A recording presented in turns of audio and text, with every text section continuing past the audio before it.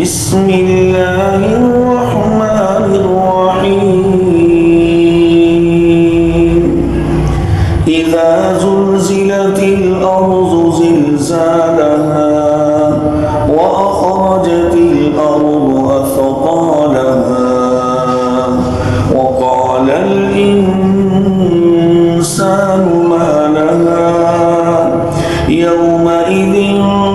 تحدث أخبارها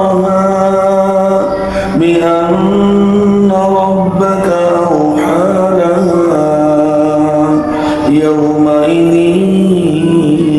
يصدر الناس أشتاتا ليروا أعمالهم فمن يعمل مثقال ذرة خيرا يره ومن يعمل مثقال ذرة شرا